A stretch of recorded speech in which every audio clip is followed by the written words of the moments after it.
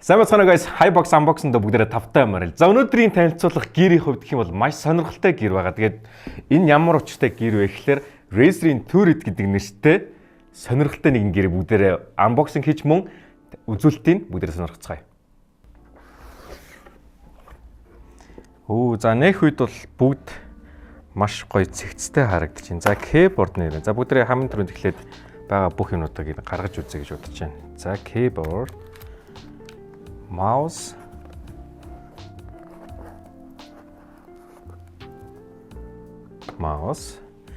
За энэ ч бол гарын авлага байх шиг байна. User interface гарын авлага байна. За энэ тоот нь гэвэл адаптер нэг юм байна. Окей. За show энэ доор энд холболтууд нэг шиг байна. За эхний холболт show хэд нэг холболт байна. За энд болохоор бас нэг холболт. За юм 3 холболттой өөр юм үлдсэн үү? За энд voice хүлээ авч байна. Окей. За бүгдээрээ танилццгаая бүтээгдэхүүнтэйгээ. За USB кабелуудыг бүгдээрээ сонирхъя. За USB кабел энэ бол энэ талд бол USB Type A. За нөгөө зүрийнх нь хувьд USB Type C. Type A буюу яг үндсэн оролтыг та бүгдээ мэдчихэж байгаа. За окей. За эхний USB нь эхний холболт нэ. Дараагийнх нь за энэ болохоор бас мөн USB Type A болон за та бүхний мэддээр бол нөгөө Android оролт гэж байдаг шүү дээ, тийм ээ. Яг тэр оролттой адилхан юм байна. За гурав дахь нь холболт нь micro USB оролт мөн бас Android оролцоо юм оролт байгаа юм байна. За энэ тижэл нь бол энэ чинь давхар юм байна. Окей. За энэ бол ингэж сүүцдэг юм байна. Окей. За мөн voice хүлээж авахч. За keyboard-ны хувьд үндсэн үзүүлэлт нь бол Razer-ийн green switch. За энэ бол tactile гэж явдаг юм байна лээ. За тэгээд мөн гар хамраадаг юм уу наашаага илүү гарсан юм хэсэгтэй. За tactile бол тодорхой хэмжээнд бага зэргийн чимээтэй. За намлок байхгүй. За keyboard нь бол яг жингээрээ 1.8-аас 2 кг-ийн хооронд ийм хүчинтэй юм байна лээ. За тэгээд keyboard-а ажиллуулж явах үедээ бол гэрэлтэйгэр гэх юм бол 11 цагийн турш тасалдаггүй бүрэн цэнэгтэй авах үедээ бол ажиллуулахад бол боломжтой. Мөн гэрлгүүрээ гэх юм бол 43 цагийн ажиллах боломжтой юм байлээ. Гэрлийн асаахгүйгээр ашиглая гэвэл. За маусны хувьд гэвэл гэрэлтэйгэрээ 30 цаг гэрэл насаад. За энэ чи гэрэл асах юм шиг, логон дээр гэрэл асах юм шиг байна шүү. За бүгдээр ажиллуулж үзэхдээ бол өшөө хаана гэрэл асах юм бүгдээр мэдэж байна.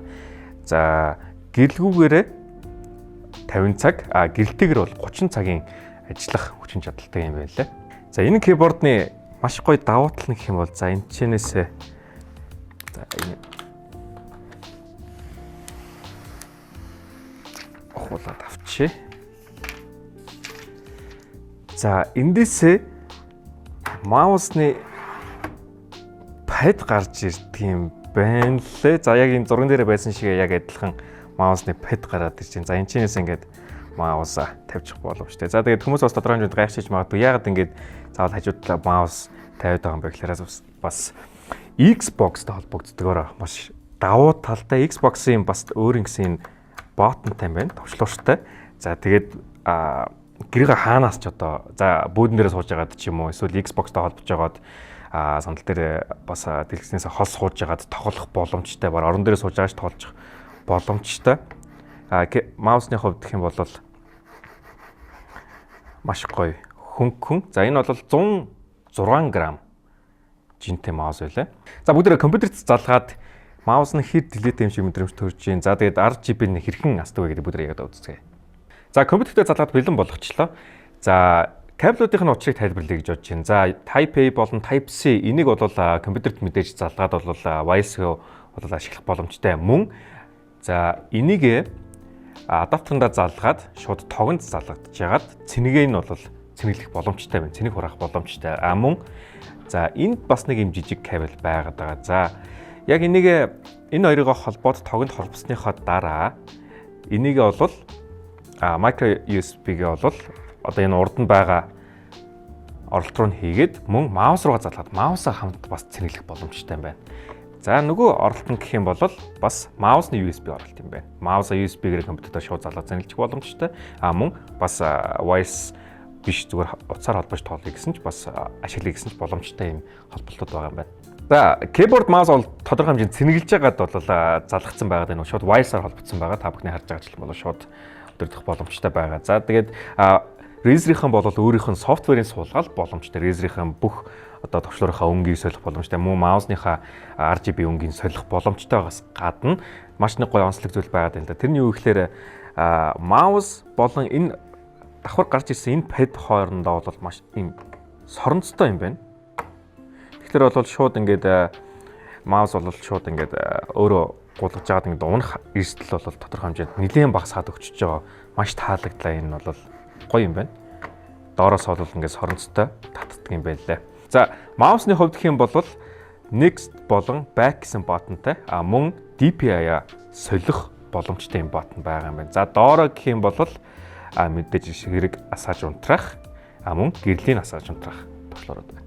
За keyboard-ны хувьд гэх юм бол caps lock болон scroll дээр ингээд дарах үед бол цагаан өнгөтэй болж яг дарсан гэдэг нь бол мэдэгддгээр гоё функцтэй юм байна. Мөн wireless-ийн холболтын хувьд бол 2.4 Гц буюу бараг ямар ч delay байхгүй USB-гээр холбосон юм шиг яг одоо миний хувьд гэх юм бол ямар ч тийм delay мэдрэхгүй маш гоё хурцтай delay-г мэдрэгдэж байна. Тэгээд надад бол маш таалагдж байна.